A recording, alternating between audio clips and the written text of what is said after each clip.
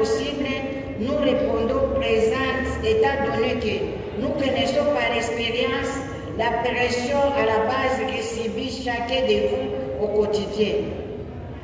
Demandez-nous également de maintenir les liens permanents entre nous, votre futur élu, si vous le voulez bien, et vous, notre grand électeur, on fait des sinistres, des efforts pour intérêt suprême du Nord Kivu et nous exécuterons très volontairement parce que cela relève des devoirs de nos redevabilités.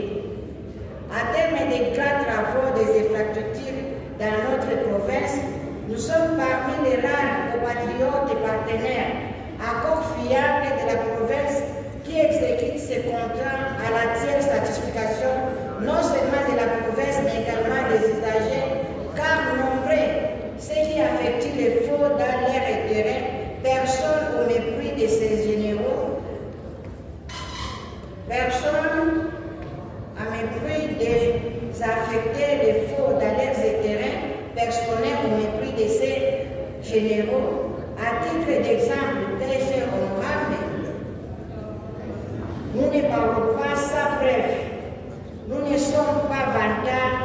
C'est pourquoi nous vous demandons de poser la question aux usagers de la route de Butembo-Mangorojipa, qui sont témoins de l'évolution des travaux de réhabilitation du tronçon routier reliant Butembo-Mangorojipa à l'eau de plus de 100 km, qui constitue un calvaire. Avant, il fallait plus de 2 semaines pour faire Butembo-Mangorojipa, mais aujourd'hui, une affaire des airs. Un autre projet similaire va joindre la province de Nord Kivu directement à celle de la Tchoko via Bandundu Bafasé de Kisangani. Pour 500 km, auquel il nous reste que 160 km à terre bâtie. Les exemples sont légion et l'État nous épargne est très minime. C'est pourquoi vous éviterons de passer à nos bureaux pour vous faire visiter à nos frais les réalisations de votre humble serviteuse pour l'intérêt de notre chère province Nord Kivu. Comprenez donc, si nous avons votre mandat en tant que grand électeur, nous pouvons ensemble avec vous et les 4 élus qui sortira dans cette élection sénatoriale transformera notre province en un oasis de paix où il fera beau de vivre pour tout le monde.